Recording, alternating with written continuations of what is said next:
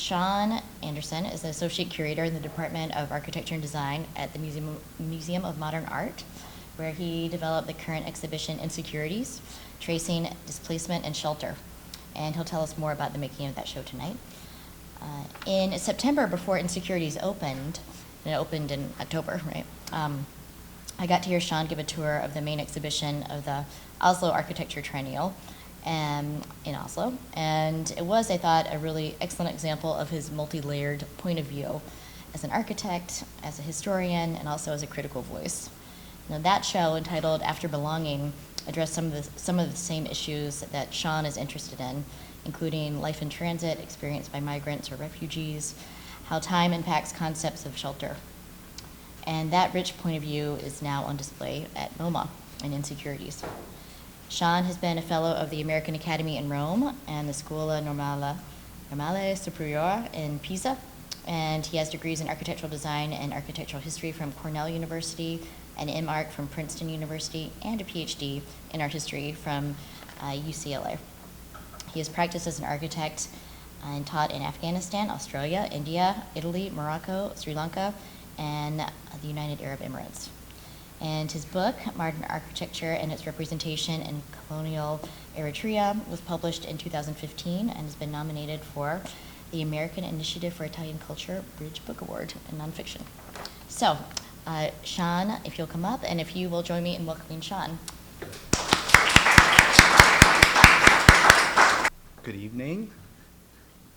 Thank you, Molly. And thank you to the School of Visual Arts for this kind invitation.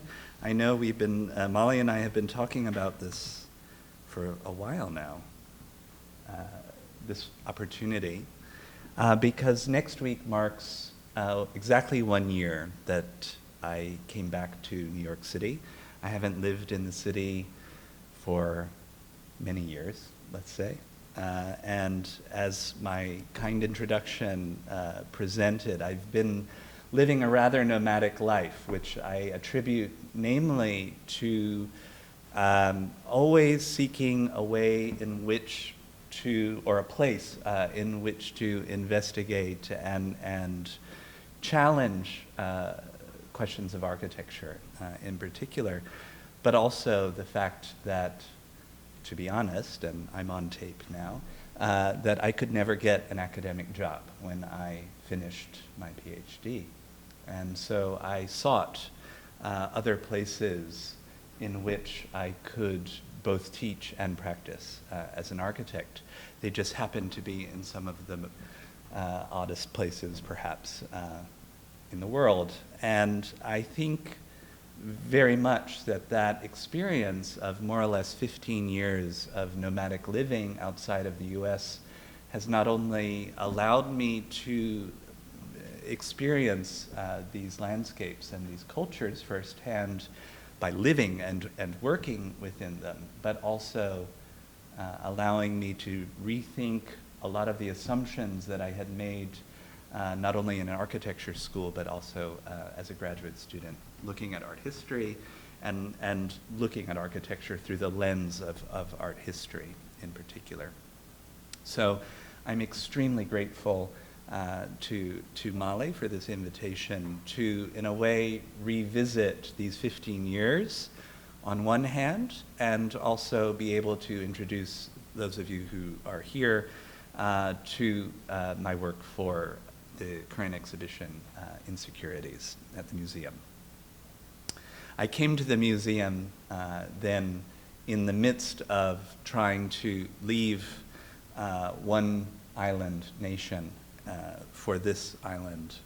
And so a lot of what I'll be talking about tonight is this sense that one scholar has called islandness, or being islanded, in effect. That we are, on one hand, creating territories of ourselves, of our bodies, of our spaces, of our nations, that are circumscribed by ideas of what not only we are and what we can become, but what they are and what they have become. And this division, I feel, comes closest, almost touching, if you will, on the borders and edges of islands in the Mediterranean, as well as a number of islands around the continent of Australia, from which I came to New York City. So I wanted to present just this first image. It was an image that I found when I was doing research for Insecurities, for the exhibition. And it's a young Spanish photojournalist, art photographer, who has been documenting the islands of the Mediterranean, in particular the island of Lesbos and the island of Leros, two of the sites of which this migration, this movement of people we have been witness to for the past several years in media and in other outlets. And to me, it suggests, on one hand, the numbers of people, the countless numbers of people who are seeking a new destination, like myself in some ways. I don't want to liken myself to a refugee, but perhaps in all of these movements around the world, I've always been seeking a home, as it were. But also the notion that territory and land and geography as such are productive realms in which we can start to imagine frictions, as it were, ideological, intellectual, spatial frictions that then produce in some way architectures and landscapes that we then can either critically examine or begin to explore more fruitfully. But before I talk about the exhibition and the kind of problematics that I was trying to trace in the exhibition tonight, I thought it would be perhaps useful to look at my early work as a historian, and I still count myself very much like Molly introduced as a historian in some ways, because I feel like curation is a collection of landscapes that we're always passing through.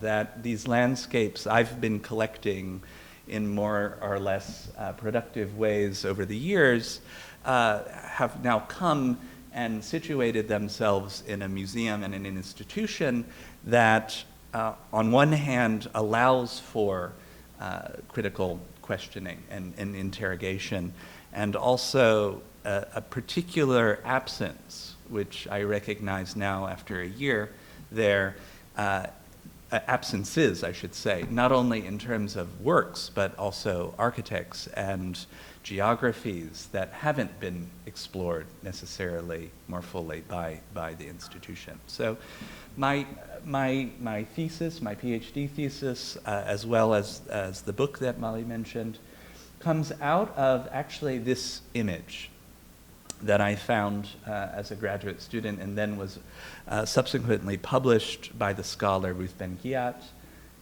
which is an image from northern Libya in the 1930s, 1936, specifically Cyrenaica, which is the eastern portion of the country.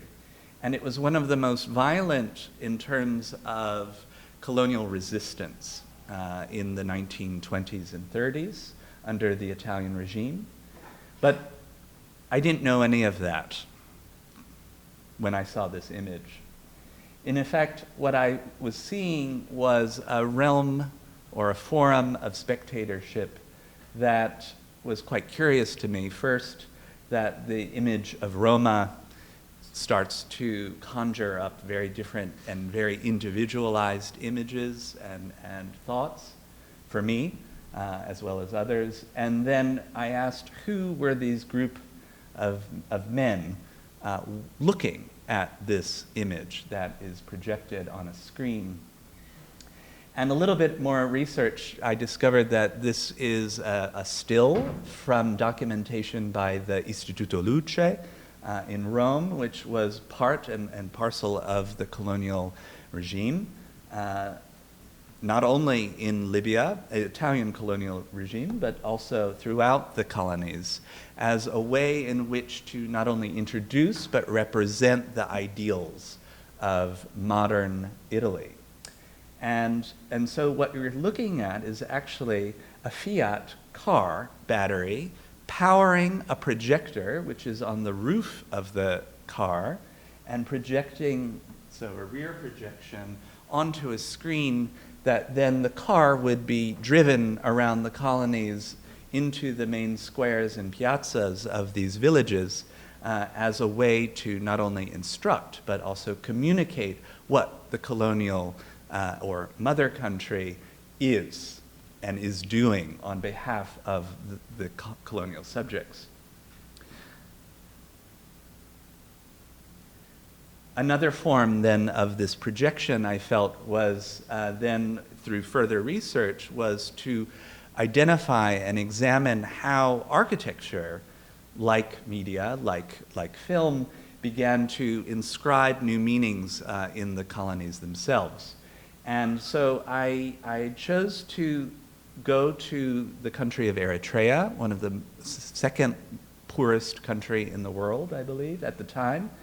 And in the capital of Eritrea is the city of Asmara, its capital, but it wasn't the capital to begin with.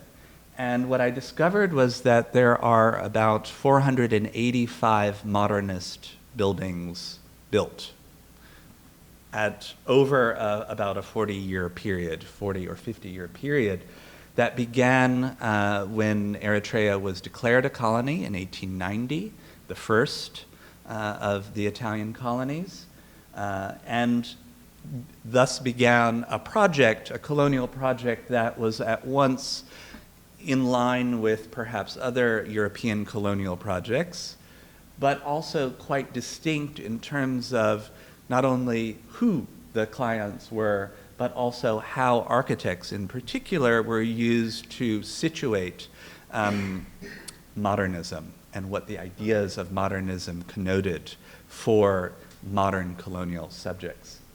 And so this is the cover of my book, actually. It's a photo I took. And what you're looking at is what was the Cinema Teatro Augusto by a very young architect at the time, Rupert Savielli. And this is also quite fascinating to me that the roof, the entire roof, is a retractable electric roof, and it still works to this day. I watched Fast and Furious, that film, in this cinema. And it thus began a very long project of trying to uncover the meanings of not only individual buildings, but how the space of the city of Asmara started to suggest other meanings of how to read not only colonialism, in this case Italian colonialism, which is a very kind of specific brand of colonialism, if you were, but also how to read modernism, so that the colonies became a relay of an Italian modernist project that arose in the 1910s out of the futurists and so forth. So I became very almost enchanted by these buildings because at one point they suggest a kind of provisional kind of beauty in one way, and also a predominant sense of loss today. Because the country and its government, it's a dictatorial government mainly, is letting these structures collapse. And then just as a reminder, then this shadow that you see here is the shadow of the Casa del Fascio, which was built literally next door to the cinema by a different architect.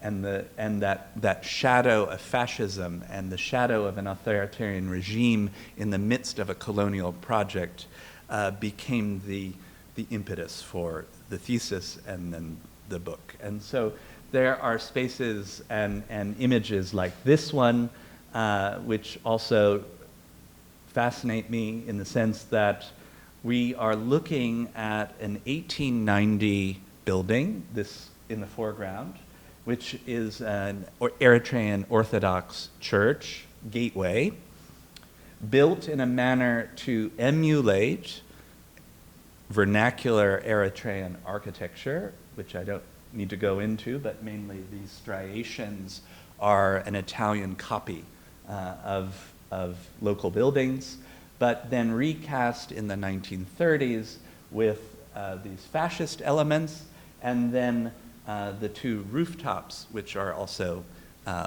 in a way, an assumption of local vernacular architecture, both of which are rethatched every 2 to 3 years by women.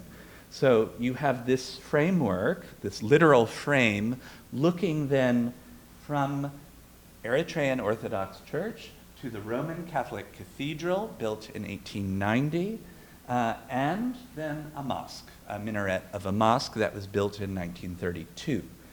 And so through these three spaces and these three iconic architectural elements, I began to try to construct an argument about emptiness, that colonial project in some way is trying to fill an emptiness, not only with meaning and spaces, but then also how people began to fit into, or not in some cases, into the colonial space. And so this is an early 1930s image of what would happen to what are called the Asmarini.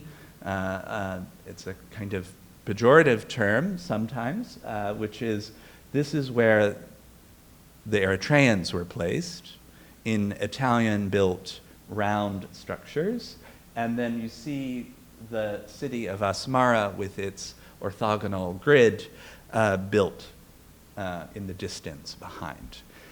But up until the 1930s, Mussolini, from 1922, 1923 onward, actually allowed the Eritreans to not only intermarry and intermix with the Italians, unlike our French counterparts or even British counterparts, but only after a certain number of racial or racially driven laws did they legislate the movement of people out of the city. And so, departing a little bit from Asmara and from Eritrea, I started to kind of uncover these images like these, which were quite common at the time, again in the 30s. These are children at a modernist, what it was called a colonia, which is more or less a camp for learning how to become modern, learning how to become a modern fascist person, as it were. And they were quite often photographed in these constructions in the name of Il Duce. But similarly, architecture began to pose quite similar or analogous situations in which bodies, like buildings, began to assert the presence of Il Duce and the presence of the leader in various contexts and locations. And I started to investigate, not for the thesis, but after the thesis, spaces like these, which are in Sicily, these quite beautiful, now abandoned, what were called villaggi, which were named, or like a plural of villaggio, or a village, or borghi, which is also a suggestion of a larger type of village. But here the idea was, like in the colonies, that architecture could in effect change or transform the individual from a peasant or from a colonial subject into a modern person. And I liked very much this tension in which architecture is used instrumentally, but also as a representation of power in the landscape.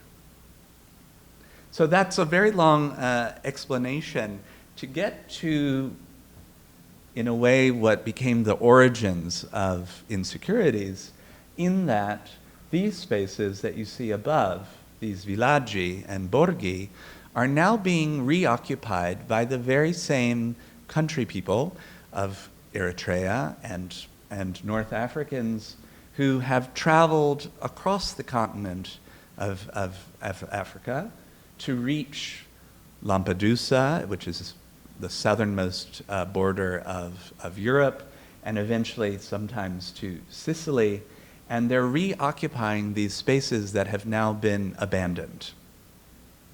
And they were abandoned in the 40s because no longer were people allowed or felt like they were in need to be in these spaces, these fascist spaces.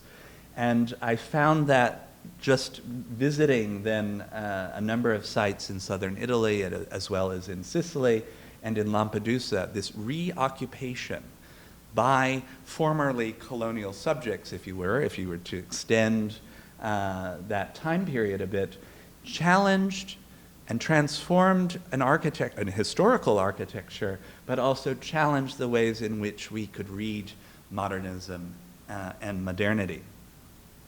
And so at the time I was living in Australia. I was working at the University of Sydney, and I was told firsthand that my project was meaningless, and it was of no interest to Australian researchers to do anything, not only in the African continent, but anything on migration. Could you do something about Australia?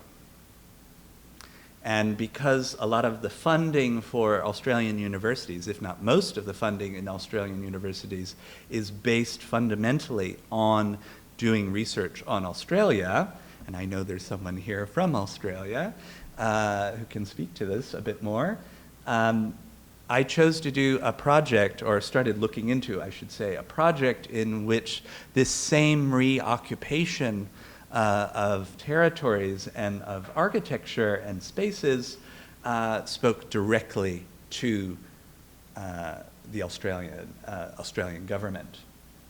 And I found this quote quite early on and applied for funding, and I didn't receive any. And so I, along with a colleague of mine, we started looking at, and I'm sorry for the blurriness of this, but started looking at the ways in which the island nation of Australia constructed itself. And we came across a 1991 law that was passed in Parliament declaring that the continent of Australia, if you were to reach it by boat, airplane, or other means without papers, without a visa, without permission, you as a person had not landed on the island of Australia. In effect, this is called excision, and it is still in full force, as it were, meaning that the Parliament of Australia had declared the continent, one of the largest island continents in the world, not itself, through legal rules and legalization, or illegalization. So this idea of bodies that were at the time leaving the Sri Lankan Civil War, mainly, as well as Afghanistan and Iraq, traveling by boat across the entire Indian Ocean, and namely showing up on the Cocos Islands as well as Christmas Island, because those are the furthest islands of the Australian continent. Actually, those people had not landed on Australia at all. And so this notion that they would be rescued, that they would be taken in as asylum seekers, was by law illegal. And what did then the excision zone, which is this yellow zone around the continent, declaring that not Australia, and then all the islands, there are over 5,000 islands around the continent of Australia, none of those as Australia. So literally erasing a continent through legal means off the map. And what we see then at this time in 2013, 2014, was that the influx of boats from asylum seekers, mainly from Sri Lanka again, but then also coming down through Malaysia, through Indonesia, etc., coming through and then getting on boats through people smugglers and attempting to land on Christmas Island, for instance, or the Cocos Islands. These boat interceptions started happening and being mapped by the government as a means to not only thwart or prevent all of these people from arriving, but also constructing what I started to imagine was reconstructing the map itself, reconstructing space in general, but also how we began to read geography in a more critical way. And so this is a map by a graduate student at RMIT who started to map literally the boat interceptions that were happening at sea, in which refugees and asylum seekers were literally pushed back, told never to come into Australian waters, which weren't Australian by law.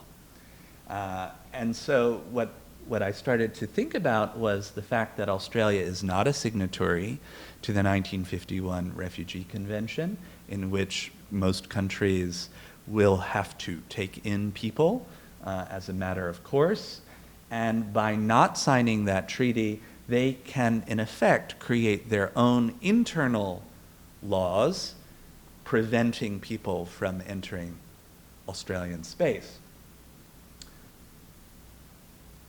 And this is one more instance in which the government starts to then define through cartography, literally through cartography, where and how there are spaces that you can enter and not enter, as the case may be. And so what you're looking at is a close-up of one portion of the excision zone.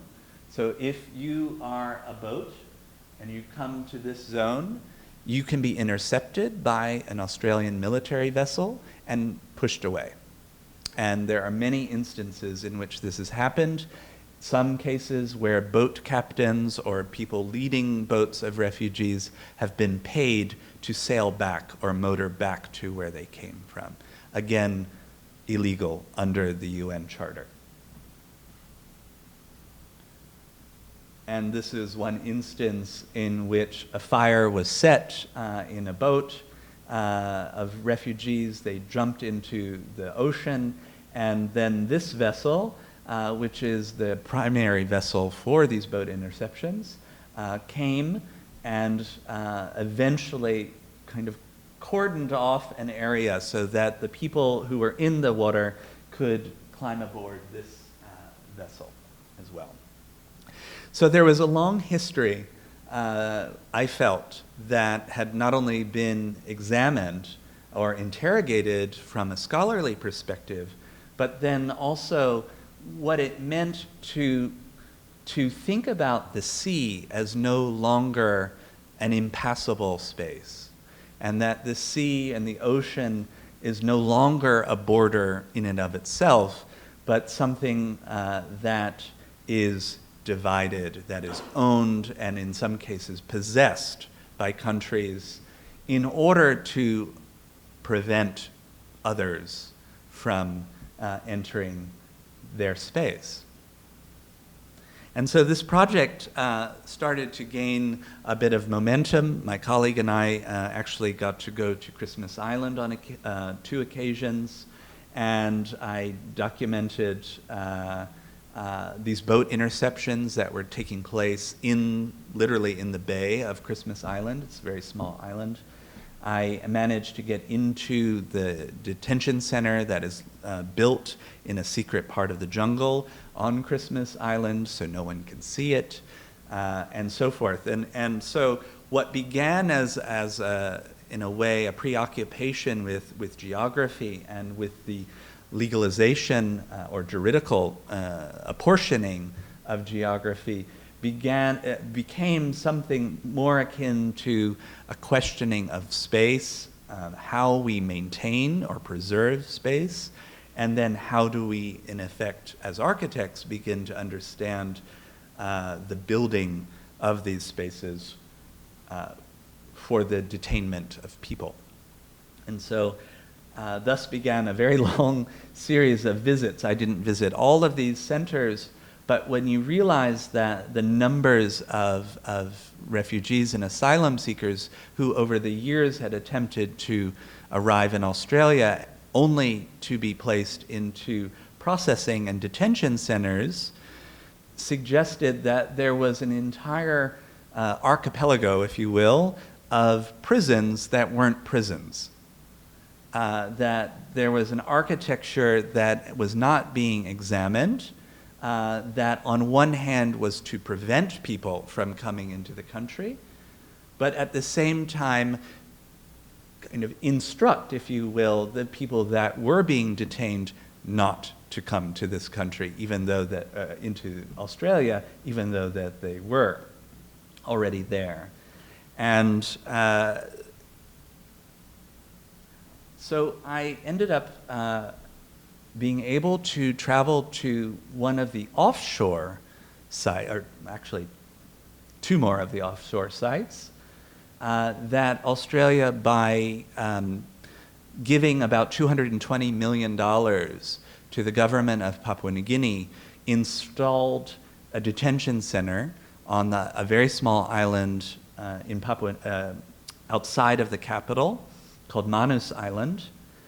And Manus Island became the first, along with Christmas Island, of the offshore sites for these people. And the idea was that if we shipped people off of the mainland onto these islands, that they would inevitably choose to go back to where they came from.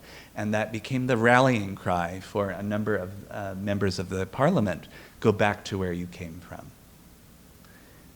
And the reason I was allowed to visit this island, because Australians are not allowed to visit this island, is that I carried an American passport. And so I'm uncovering, in a way, these kind of unconscionable practices by an Australian government, many of which are denied by people who have left Australia. Prominent scholars and theorists even deny that these places exist, Australian scholars. And what I tried to do was secret into Manus Island cell phones so that the 3,000 men at the time could photograph their spaces. And this is the detention center as it is more or less today. And it became a site of extreme violence. One man was murdered by a guard, and the guard was spirited off the island very quickly and never prosecuted.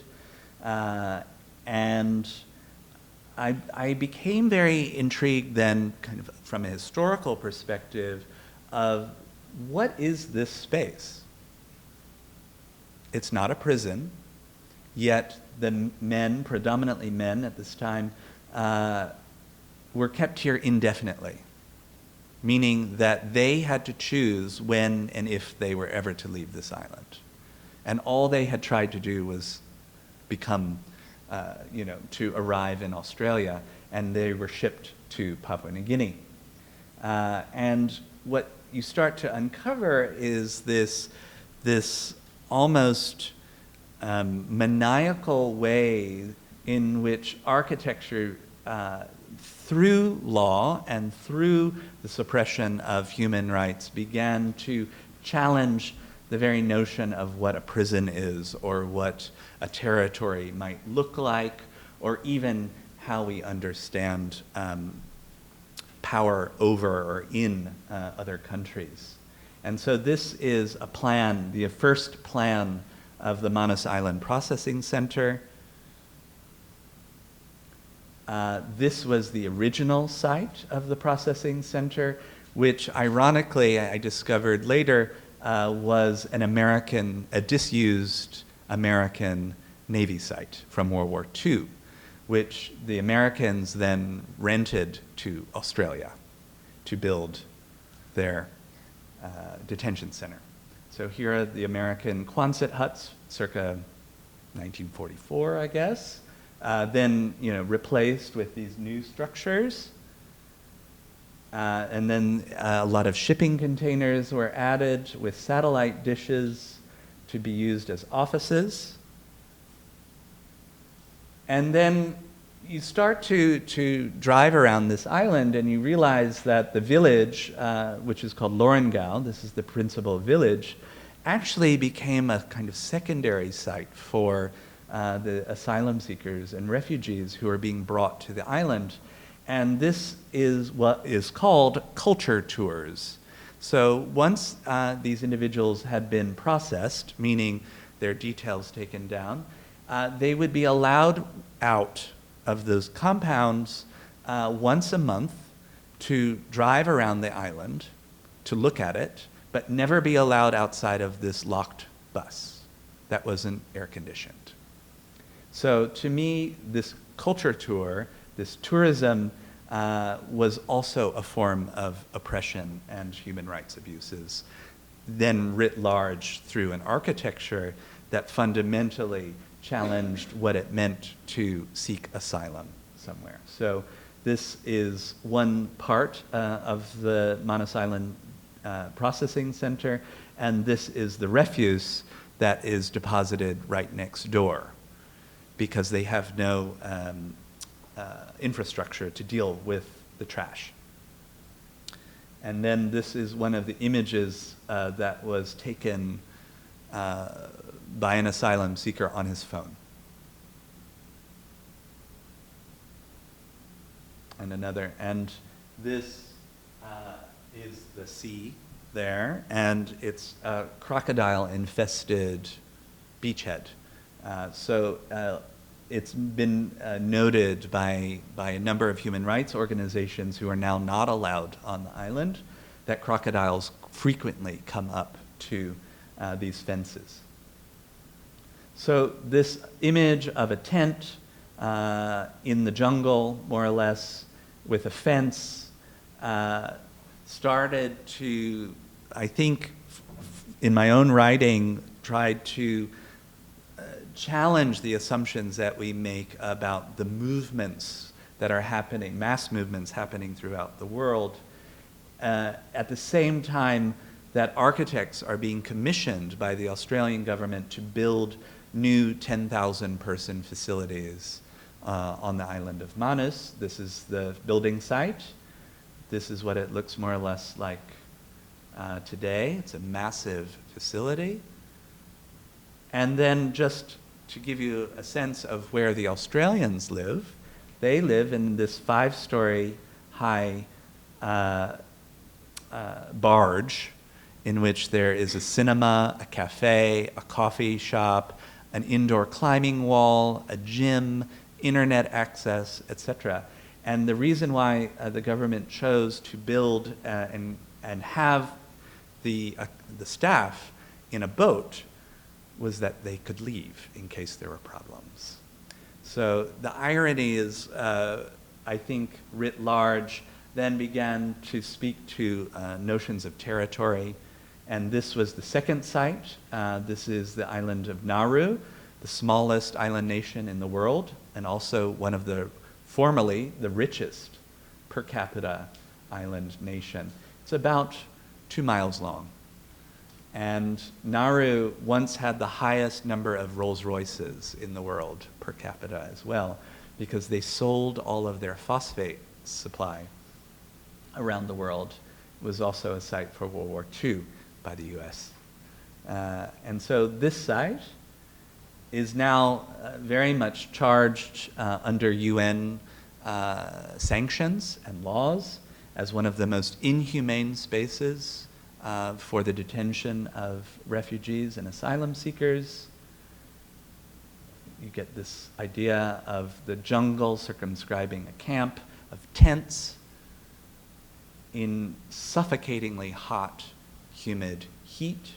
And the island, when I was there, has wild dogs that run rampant and attack the people living here, men, women, and children. And you can see them living here. These are very blurry because I'm taking it taking these photos with a telephoto lens. And then images like this that are coming out through refugees and through news agencies, in which the very body of the refugees or asylum seeker is being used to fight against the architecture in a way. And so this is a long prelude to what then became the impetus for my first exhibition at the Museum of Modern Art, with images like this that were proliferating in the newspaper and in the media.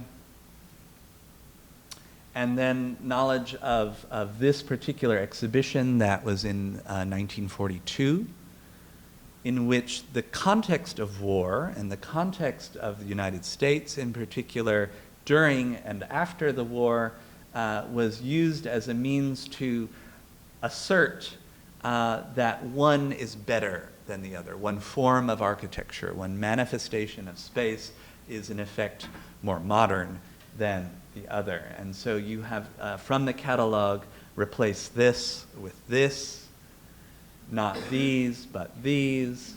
And that became quite fascinating to me as a way that architecture and its imaging, in particular, is used in a reparative way. So that architecture, in the Australian context of refugees, is being used to administer control. And early, then, in the museum's history, that architecture was a reparative. It was something that could fix, if not be implemented to change the ways in which we see each other. But all of this was mitigated by these photographs that were published under the WPA. Ansel Adams was commissioned at the time to photograph and document the Manzanar Relocation Center in California, with these Ansel Adams-esque photos of a Japanese internment camp. So on one hand, you have a landscape that is quite striking, it might even be beautiful, and at the same time foregrounded by an architecture meant to control and manipulate and circumscribe a population, away from eyes, away from the public's eyes. And so my second week, literally, in the museum, I had not met anyone yet, especially the chief curators and other curators. I was asked to come to a meeting and present my exhibition ideas. And so I presented this idea of imagining and examining how shelter is formed or not in transit, in the means, as a means of escape, in the means of fear, but also as a way of trying to understand that the contemporary moment is one of great circulation of people, of images, of communicative devices, etc., that challenges the very notion of what we think of shelter. And so with images like these, I began to think of how these lines of transit, are on one hand an itinerary that none of us would ever wish on anyone, but they also suggest a kind of constellation or of movement through and across landscapes that are increasingly becoming fortified, securitized, dangerous. Of course, this was at the time there was also a lot of rhetoric about our southernmost border and its the construction of what is called the wall, even though by law it cannot be a wall, it has to be a fence. It's called the Secure Fence Act of 2006. But that fences like borders are porous spaces that are as much built as they are designed, and they are designed to keep people out as much as keep people in. And so when those spaces, those lines, begin to be transgressed and moved through, we end up often with spaces like this one, which is Al-Zatari camp in Jordan. And that line that you see, the dominant line here, is also called the Champs-Élysées when you're there. And so the managers of the camp, none of whom, well, there are a number of NGOs, of course, but it's actually managed by the Jordanian military. They call it the Champs-Élysées. But that line is also a very productive space because these are actually small tea houses, little restaurants, stores to rent wedding dresses, commercial enterprises that were afforded by the refugees and asylum seekers who are located here and have very little chance of ever leaving unless they escape into the desert. So I began the project of Insecurities thinking about what these lines mean and what these lines suggest. When, on one hand, the world and its countries are increasingly fortifying these boundaries with lines, with walls, with fences, and at the same time that those could be also understood as these streets that divide or coalesce economic and material aspects of living. And similarly, you could look at border spaces more physically. These are really elegant views, if you will, of one of the most dangerous borders in the world, in Ceuta, which is in northern Morocco. And Ceuta is a principality of Spain. And people who are leaving West Africa in particular and coming up into Morocco try desperately to scale the walls, the fences, the military guards that are protecting this border and preventing people from entering Europe.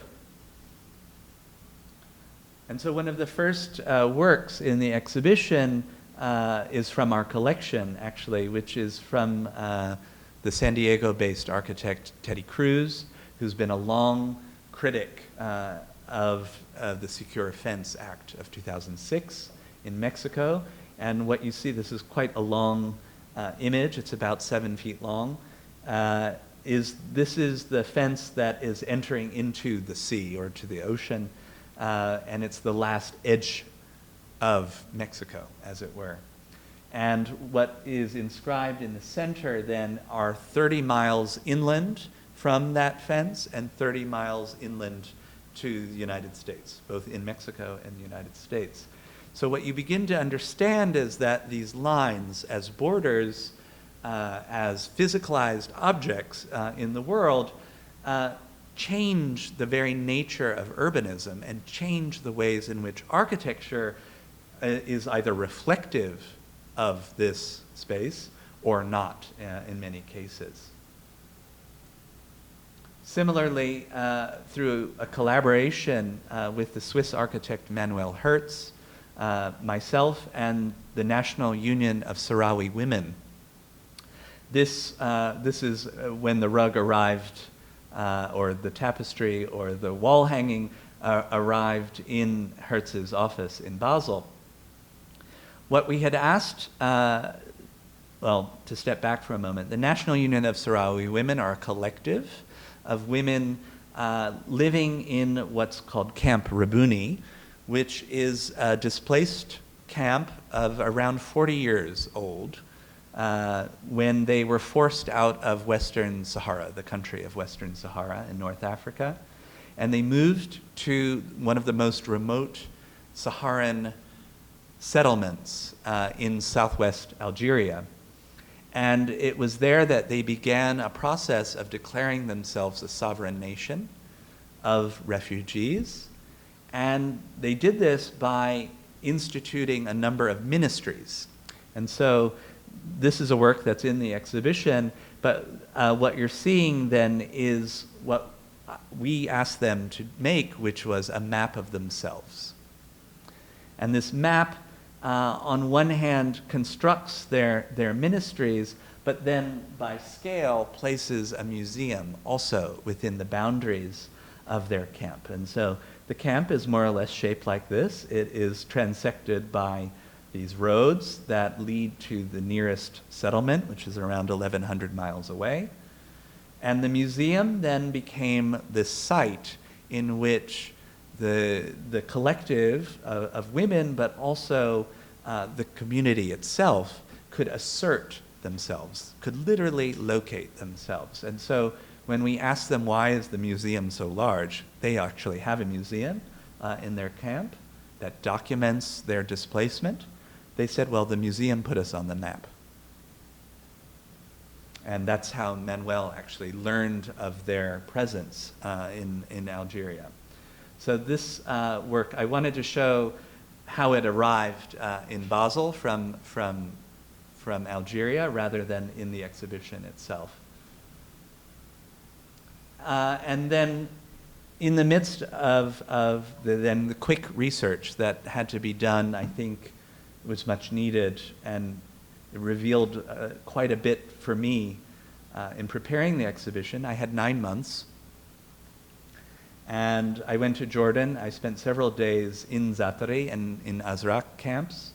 And what you start to learn more, I think, more closely, is that the architecture that's used in these camps is so haphazard on one hand and so controlled on the other. All of these buildings, if you will, are metal structures that are donated predominantly by the Kingdom of Saudi Arabia as well as Qatar as corrugated metal boxes in the middle of a desert. They're called caravans, and if you're lucky when you arrive, or used to arrive in Zatari, you would be given one of these. Now, it was 123 degrees when I was there, and anyone who has a family with children couldn't have the children playing inside at all during the day because it was too hot. It's an oven. And so what they began to do over the past few years is source tarpaulins that then they cover their caravans with. They create these small gardens in the desert sand where they will delimit spaces that are their own. They might share a space like this with a friend or a person from where they came from in Syria, mainly Syrian refugees here. What you realize is that this self-fashioning of shelter, this self kind of formulation of personal and domestic space was highly, what's the word? Enjoyed, if you will. It's a bad term, but it was appreciated by the people who are trapped here, because in a way it suggested ownership in a space that fundamentally is not their own. And I also then began to document a group of artists, Syrian artists, who were tasked with painting the periphery of the camp. It's huge, with what they started to imagine and remember from Syria. And not all of them painted Syria. Some of them painted an image they found in a magazine, but mainly images like this one, which in a way counteract then the space that they are, or spaces that they are forced to live in or endure in many cases. So this, on one hand, is an architecture of impermanence by law, because a refugee camp in Jordan has to remain impermanent.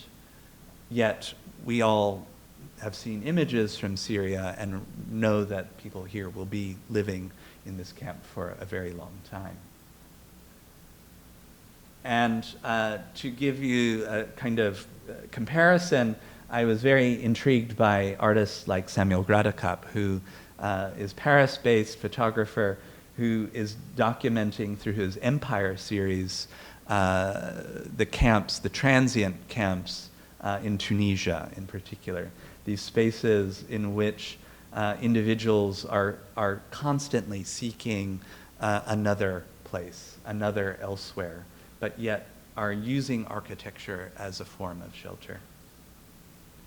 And then one of the photographs in the exhibition by the Dutch photographer Henk Wildschut, who has documented over the past, I think, decade almost, the camps in Calais and Dunkirk, France. I became very intrigued by these photographs because on one hand we could look at this image and say, oh, is that a Mike Kelly sculpture? Maybe. Or what does it suggest?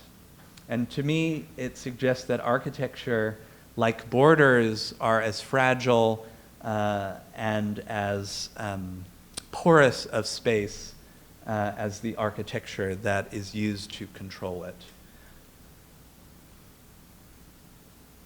And so the image that was advertising the talk this evening, the bottom right-hand corner, is a promotional image from the IKEA Foundation, who, in collaboration with a Swedish design firm called Better Shelter, as well as the UNHCR, began a project in 2010 to design a better shelter.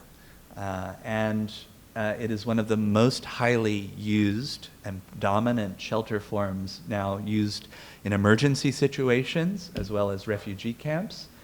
The idea being that you have 2 boxes. They've since compressed those extra 2 boxes into the 2 boxes, and 5 to 8 hours of construction time. It took us 2.5 days in the museum, and it's well documented. But this idea that you can use flat pack technology and logistics to disperse a form of shelter around the world in as quick way as possible. Unfortunately, these shelters are mainly used now on occasion as offices and in Macedonia in particular, and in northern Iraq, in Kurdistan, they're being used primarily as shelters for families. And so the shelter which entered the architecture and design collection when I began at the museum is then the elephant in the room, as it were. It's the center of the exhibition. And what you're looking at is back from the gallery space to the entrance. This is a large work by the artist Xavier Simmons. On the right is a video work by 2 architects called Forensic Oceanography.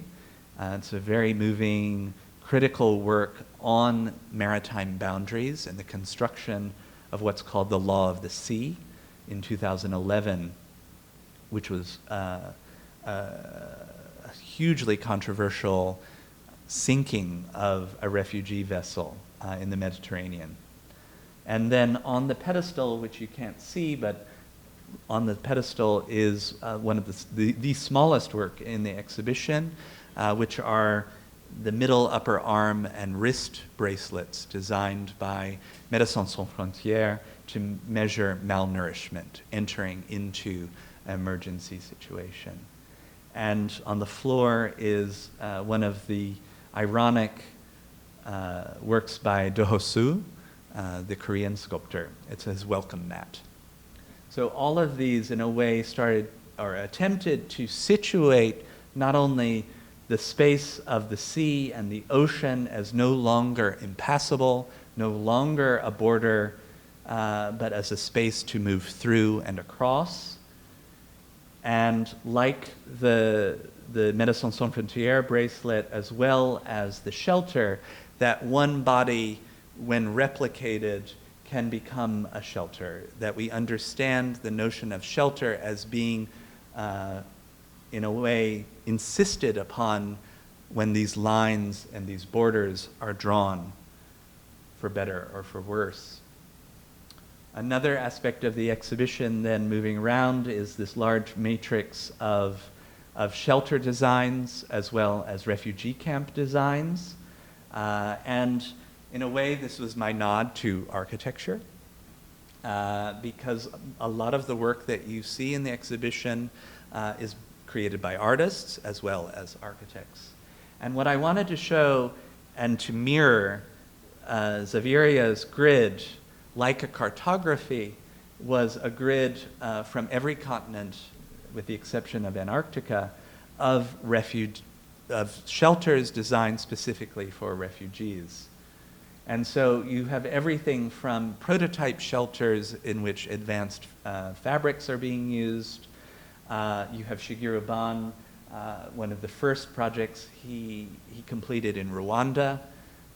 You have Rohingya refugee shelters built on the Burmese-Thai border, along with two projects that are again being proposed, but I would argue are not necessarily considering the inhabitants that would potentially occupy these spaces.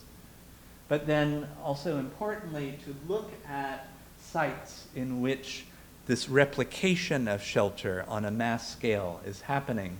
And so you have on one hand an urban camp in the center of Beirut. This is Shatila camp, that literally was built to be circumscribed by the city so that no one would see it. And then you realize that people are surrogates on power and telephone networks and water, literally because they are an island within the city as a whole.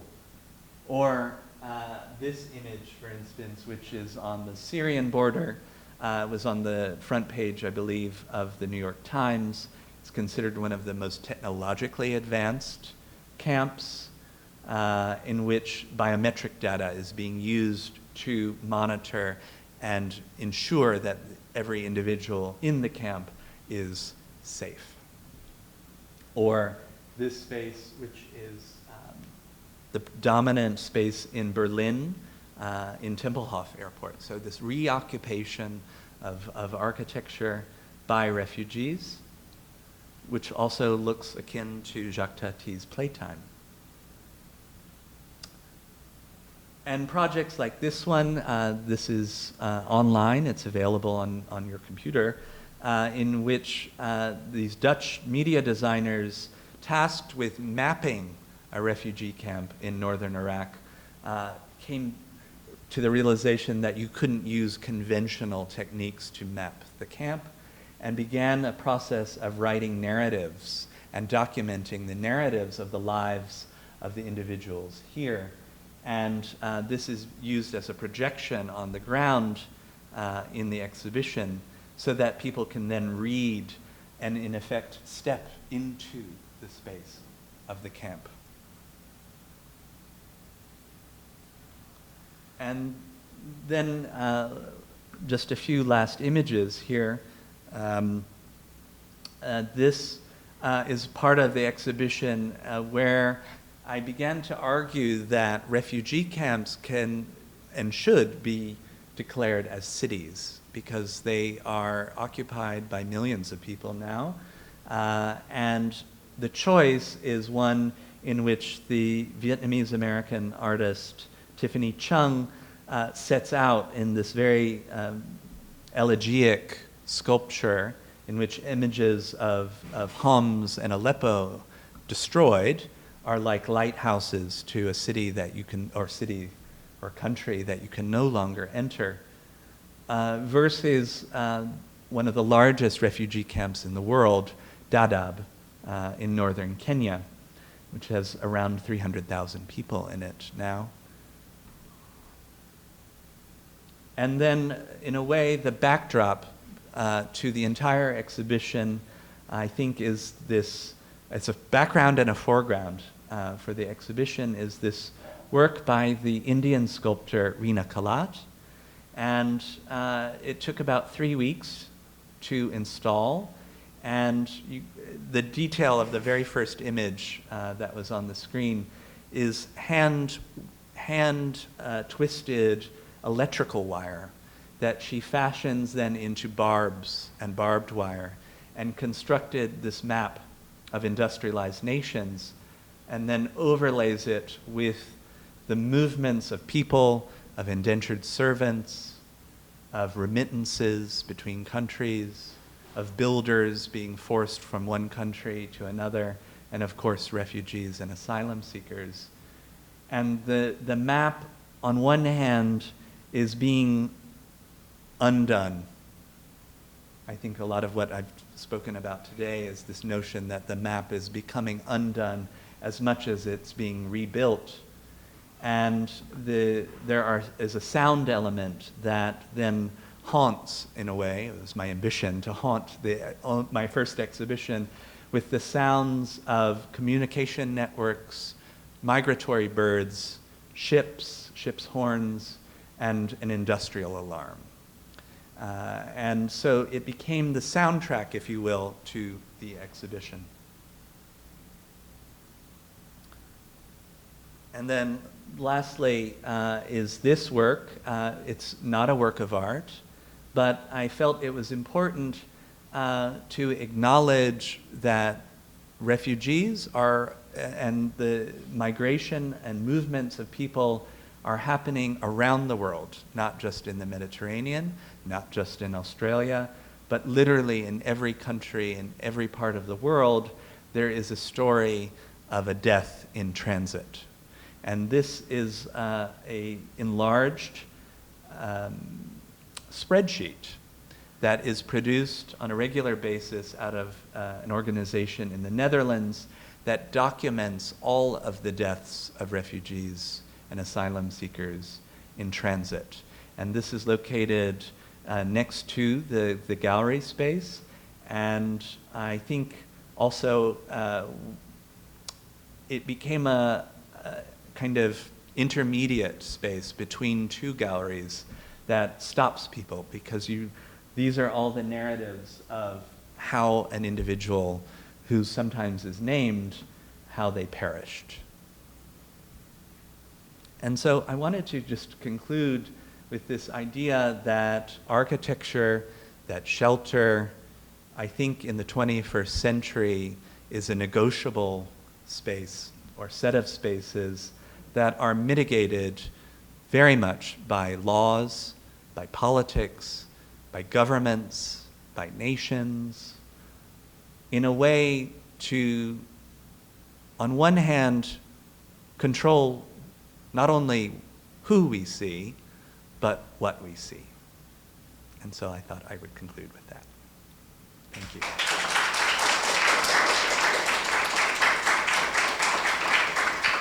A lot to think about and talk about.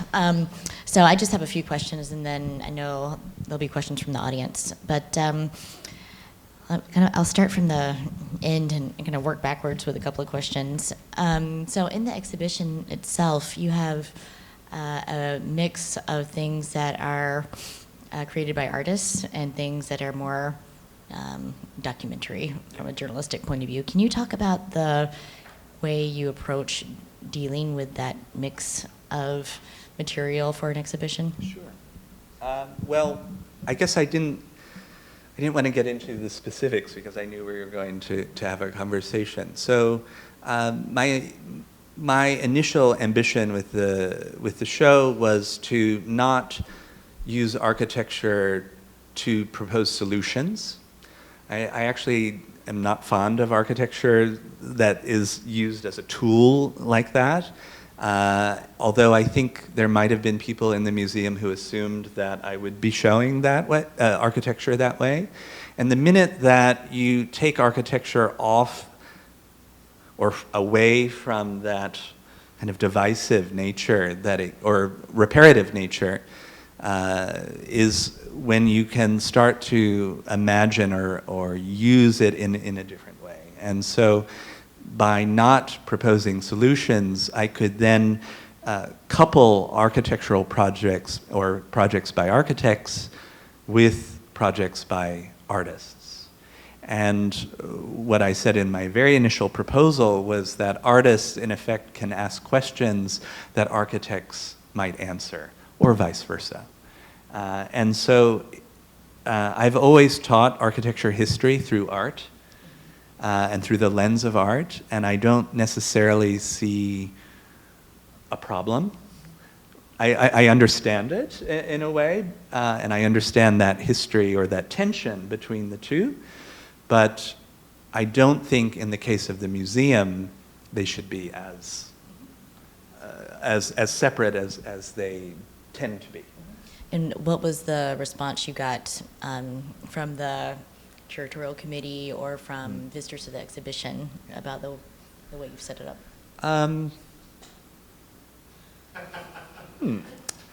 You know, it's funny. I have colleagues that I see on a regular basis who we've talked about the exhibition in some way.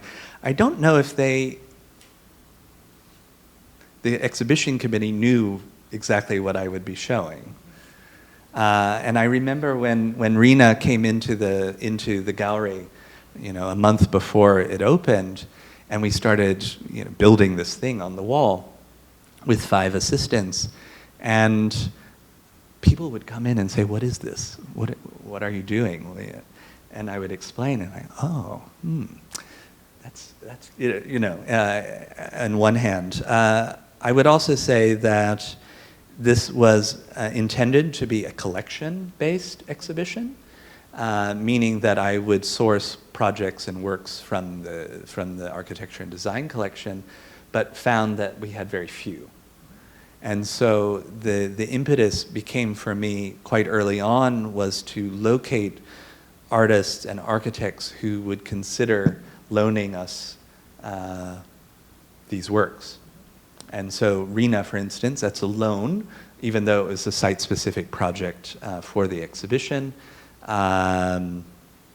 Tiffany's projects, she has one drawing and the sculpture on the floor, also loans to the exhibition. So I had to do a lot of learning very quickly about how the museum works and how loans work and all of that, while at the same time trying to ensure that the integrity of the questions for the exhibition remained, that the works spoke to and forwarded the question or the thesis, if you will.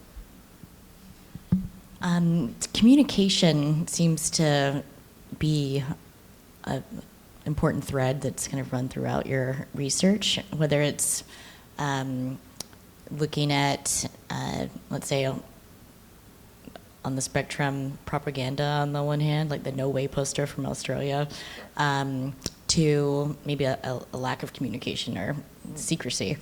Can you talk about what you think about looking at these things that might be considered secondary or tangential to design, and why you think they're important? I don't know if they're secondary. I think sometimes the design of law, if you will, or the design of how a country like Australia, for instance, registers or inscribes itself or not, is part of the design. So that secrecy, I've been always fascinated by secrecy as a spatial condition, more than just visual. And so maybe on one hand it's about communication, I also think it's about language. And so architecture becomes a language through or by which these spaces begin to challenge the very nature of building in some ways. So it's that kind of, that makes sense. It's a kind of what I might call a kind of productive tension that I'm interested in occupying. And so that when I was writing more historical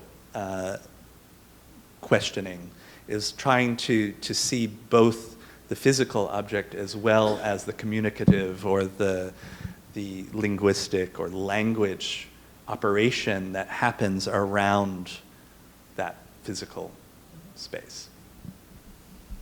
Yes. Okay. to me. So you're in a really different setting at MoMA than you described, at least in terms of some of the research you did and being out in the jungle with a telephoto lens. Can you, I'm just curious to have you talk a little bit more about some of that very much on the ground kind of research, and also some of the challenges and obstacles you must have faced. And I'm also wondering about the reaction of the Australian government to your work. I think perhaps it's all a bit subversive in a way to challenge a structure that I found in the university in particular to be quite suffocating for researchers and for thinkers on one hand, but also challenging the ways in which we as historians or as writers began to observe or question architecture unto itself. So I think I've always been interested, even from an undergraduate period, of seeing the thing itself. I could do a whole lecture on my undergraduate thesis, which still, percolates in my mind, but on secrecy. And the fact that there are secrets that are in front of us, that we see but we don't. So I would say that I've always faced a bit of a challenge in the places that I am interested in. For my undergraduate thesis, it was the Branch Davidian compound. In the case of my master's thesis, it was a secret underground bunker under Red Square in Moscow. I'm thinking about this trajectory now. And then for my Ph.D., it was Eritrea, which is a very difficult country to enter. And I was followed by a minder for the months that I lived there. So in the case of research in Australia and also here, it didn't seem out of ordinary to find a challenging space and look at it. So I never had any troubles with the Australian government unless I was coming back into the country. And they would see Papua New Guinea on my passport and ask me why I was there. Or they would see Nauru on my passport and ask me why I was there. Otherwise, I would just pretend to be a tourist. And so I never What got did you say when they asked you? that I was a tourist. Okay. And then there was always a look, right?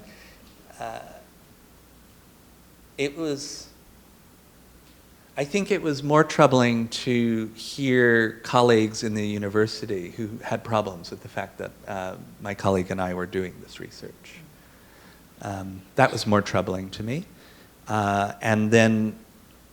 Because it was just seen as bad form in terms of... Oh, yeah. Yeah, Absolutely. Well, you're challenging something, a set of laws and a set of ethical and moral questions for a nation that most of which, I would argue, believes that those people should never be there. Even though we are told and we read that the country is very inclusive and very open, etc. I actually argue the opposite. So in a way, it was challenging these kind of conventional narratives of not only what architecture looks like or what it should be, but also who inhabits architecture or who builds architecture. In the case of the exhibition, what was intriguing to me was once I presented it and once it was accepted, I didn't realize that most exhibitions in the museum take 2 to 3 years. And this took 9 months. And so the reception of it has been quite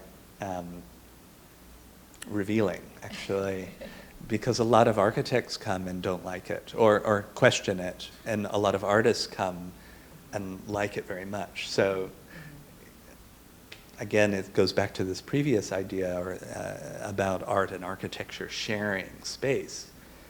But I think they should and can in a very productive way. So let me go out to the audience. Any questions? Hi, Sean. So I'm the Australian that was referred to earlier. I don't know if there's any other ones here. Sorry to implicate you. No. Actually, I want to thank you for your talk. It was really wonderful, but also for telling that narrative about Australia, because it's not often reported, and especially in Australia, because journalists cannot access many of those camps. Some of the shots you showed are not shown in Australian media, so it's actually really extraordinary for me to see it here in New York, because I couldn't see it at home. And who would have thought it's Australia? It's, bikinis and barbecues and beaches, But my question is actually about, you made at the very end of your talk, a statement about thinking of these camps as cities. And I was wondering if you could talk about the ways in which you've seen architecture either enabling or disabling the formation of civic life. Because it seemed like you sort of brought up Nauru and then the camp Al-Zatari in Jordan. It's kind of like Jordan seems to have more opportunities to develop civic life. I was wondering if that's true or not, and how, say, a single corrugated iron shelter can scale into a neighbourhood or into a small town or into a whole city. So what do you see as kind of the factors feeding into that opportunity? I think the key component that I left out of that response, of the talk, was that the inhabitants of refugee camps, by nature of it being a camp, being defined as a camp, and as temporary, therefore prevents the individuals from ever having rights. And the difference between, say, a city and a camp is that a citizen is given specific rights, or uncertain rights, but rights nonetheless to ownership, to occupy and be a productive person within the space. Zatari is a very unique case because when that line, that Champs-Élysées, was first made, it was under a different military regime working in the camp to allow for a degree of independence and autonomy for the individuals that were there, so that they could, in effect, secure products from outside of the camp and begin to sell them and to create these small businesses. And the new military regime that manages the camp has now basically stopped that practice. And what he said to me is a general or a lieutenant general in the Jordanian army. He said, well, we don't want them thinking they have too much power. So that's, on one hand, Zatari is more or less a closed camp now. It has been filled. And so any new entries into Jordan are coming into Azraq camp, which is even more impermanent. It's all tents in the desert, even further in the desert. And there are no businesses, and there are no instances in which this kind of autonomy can happen. Dadaab is very much akin to Azraq. Again, where civic life has to be based on individuals that are in proximity to other individuals, but there's no kind of ownership, there's no stake in that space or those spaces unless they can start to delimit for themselves kind of coordinated areas in which maybe a neighborhood, if you will, for lack of a better term, or a kind of a cluster can happen.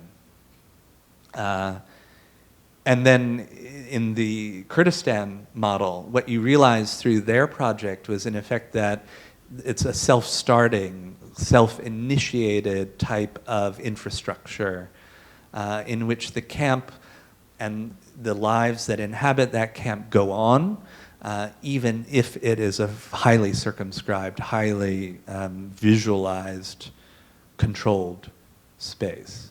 So to me, I think on one hand, I interviewed someone who lived in the camps in Calais, and they said, well, we like Calais despite the hideous conditions in which we live because we can make our own architecture. We can make our shelter.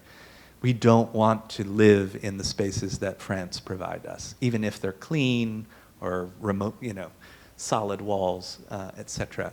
So I think what I learned in particular in Zatari, which I hadn't considered when I was in Australia in particular, was the fact that individuals in these camp spaces have certain, and they have an impetus to make their own space through whatever means. And when that's denied, it becomes a prison, basically. And the prisons, none of the spaces that Australia has built in any sense is a city. They're denied everything. So. Hi. I read in the Medium piece about lines and borders, there's a quote about shelter is ultimately defined through an engagement with security. My thesis is about designing safety in South African townships, and I was interested in your use of the word security. And what would you say is the difference between security and safety? So the title of the exhibition came very early on to me, actually. I tend to think of titles before I write essays. I think of endings of essays before I've written the beginning.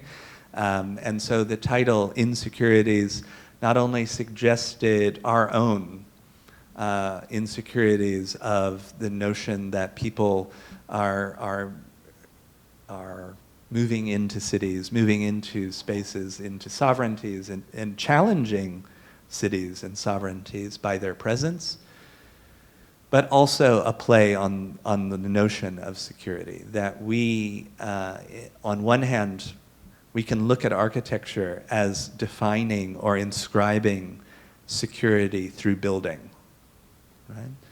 That as occupants of buildings, if we want to take architecture at its physical aspect, is about security from the elements, security from each other, security in all aspects and scales. I would suggest that safety is a different scale. Safety is at first with the individual body, and then it moves out. That we understand safety through ourselves as bodies in the world first. And then architecture doesn't necessarily build safety. It actually kind of contravenes in safety more often than not. Although, right, we can think of architecture as defining a type of safety. But security happens on all scales, so we can understand a nation as defining security as much as this chair as defining a certain level of security. So I wonder if we could think of safety as being something that we carry with us and that is individual to us, versus kind of an overarching or even paradigmatic idea of what safety is. this is one of the best lecture I ever attended. I'm an immigrant in this country. I go through very difficult time, although on the surface it's like glamorous. I work in the fashion. So I'm, as a social level, that I do concern about this refugee, because I was an illegal immigrant for many, many years. I was very secretive, and I go through all these laws, and I refuse to, and it's a battle. And by attending this, like, I used to feel sorry for myself because of the battling with the laws and the society. And then I cannot understand all these refugees. They fight for the same space as I do, to get the green card or whatever. So, but looking at this big picture, I'm like, God, it just very profound answer when attending this lecture, because to me, I feel sympathized, and also I believe in conflict and also the peace, It shouldn't be that much conflict because of insecurity in general of people through prejudice, by border, and all this. To me, by attending this, I feel like, we should be more open than closed. When closed, there's just more conflicts. I come from multicultural background, and also because of prejudice and biases by color and all this border. But at the same time, all this, just like even Donald Trump, they talk about this, they're stereotyping, and because people don't want to understand. It's very complicated as a society issue. I work in the fashion industry. It's so much about vanity, but I do concern about humanities and all this. It's incredible. My question to you, after all this background question, is that I have a huge impact by I haven't visited MoMA or updating all this. You better come. I would love to. I would invite people to see. It just, to me, is incredible. Just by information attending here.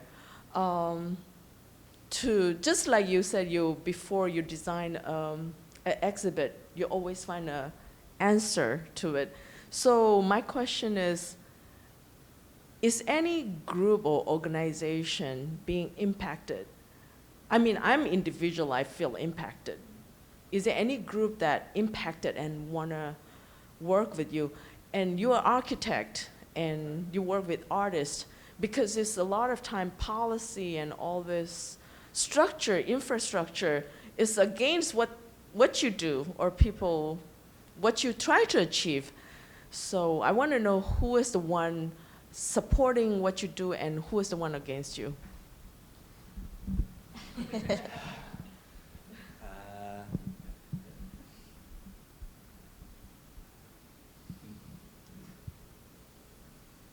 But this, if I noticed correctly, your exhibition was part of a grouping or a particular context within the museum that maybe you could talk about for a second. Yeah, I like your question, Yeah. and I'd love to hear more of your story, actually, because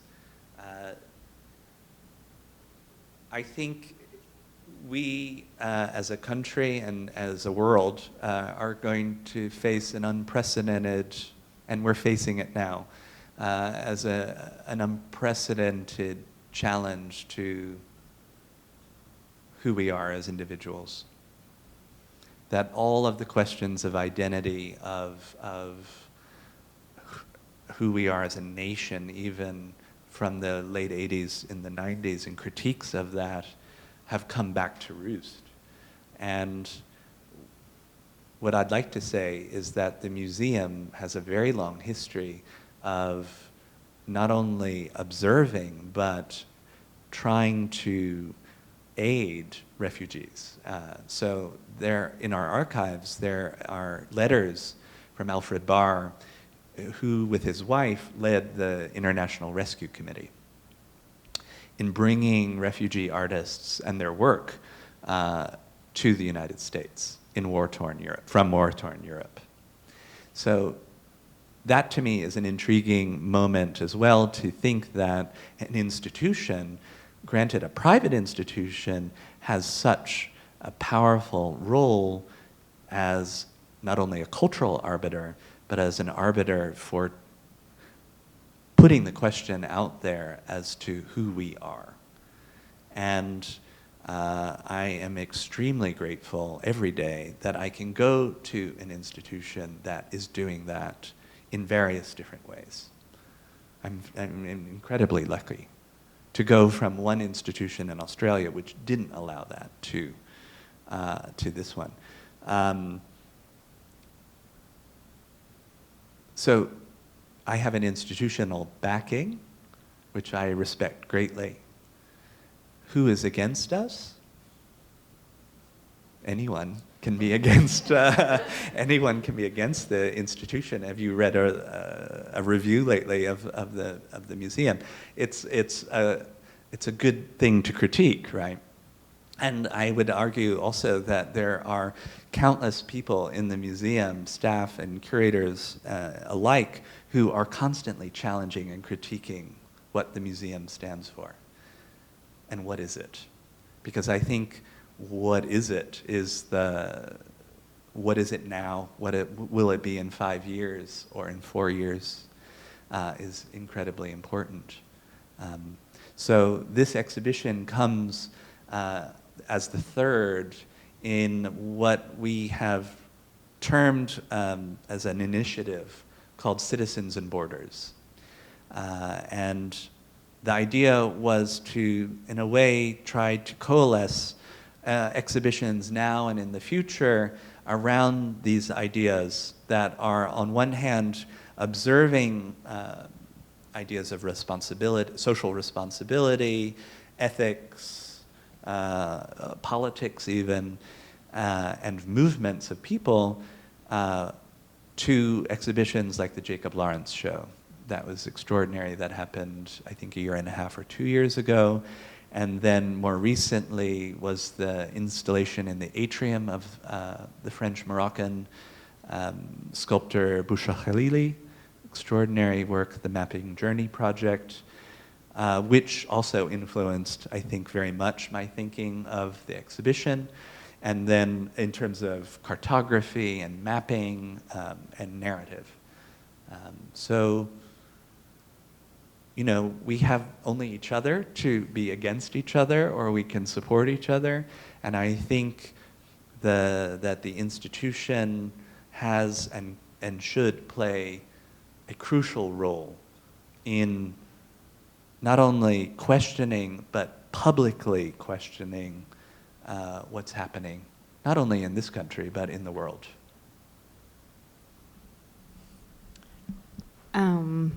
I loved this presentation, and thank you so much for doing it. It was really incredible to see. One question I have that, you know, I kept wondering throughout is how, when you were researching this, how when you were thinking of this exhibition, you were in all these different places, how did you interact with the people who were refugees or who were staying at all of these camps? And like, did you form personal relationships with people, or like how did that inform the exhibition and then even yourself? It's funny, I didn't know what to expect when I arrived in Zaatari. It took many, many months to get permission even to go to Zaatari because I'm not a journalist. And now most journalists aren't really allowed to see it. I'm not an NGO, obviously. And so I had to more or less prove the value of my being in the camp in order to be there. And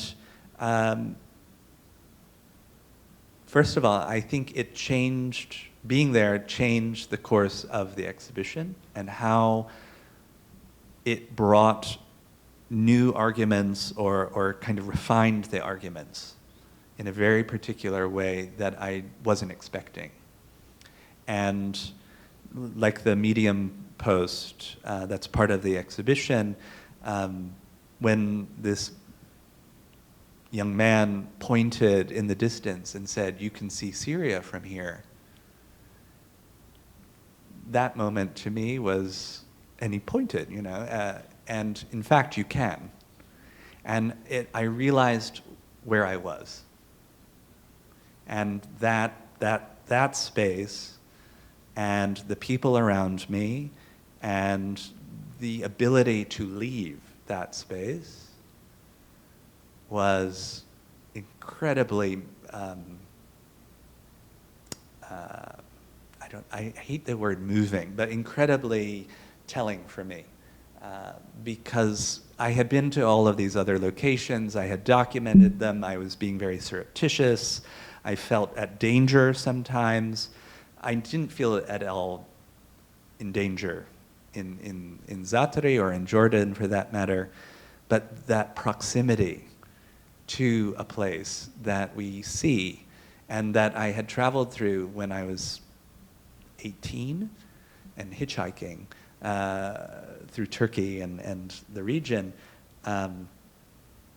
it literally brought everything to my feet, as it were. And so I met a lot of people, I talked to a lot of people, and I wanted to talk to a lot of people, and I would just ask them simple questions like, what do you think would make your life better? Do you like where you live? What do you think could make it better? You know, where do you, you know, what do you do on a regular basis? Fairly simple questions. Just quickly, I had another moment, though, in which when I was, the first few days I was there, I was allowed to walk through the camp on my own. And I had a translator who was with me. And we came across this tent. So you imagine this acres and acres of land of metal boxes. And then suddenly I came across this tent, beautiful tent, structurally, I should have brought a photograph of it, sewn of coffee bags, burlap coffee bags, in a perfect tent. And so we were invited in, the translator and I, into this tent. It was beautiful. He had put plastic tarpaulins on the ground. He had a carpet. Everyone that I met invited me to have coffee or tea as a gesture. I drank a lot of coffee and tea. And in this particular tent, the man immediately said to me, he said, I'm a Bedouin. I come from generations of tent makers, and I refuse to live in those metal boxes. And he made it's a beautiful tent. And yet he was being forced into a metal box because the authorities felt that the tent was improper or what have you. So I would like to go back, actually, and spend more time with these people. And the general sense, I had a sense of hopelessness. The people there, all the ones I met, all had great hope that they would return. And I never, ever said anything like, well, you know, I wish you the best. But they all speak on the phone, on WhatsApp, to their friends and family in Syria. And they all wanted, in addition to better housing, a 3G phone line so that they could Skype and WhatsApp more easily. Every single one. And they all have phones.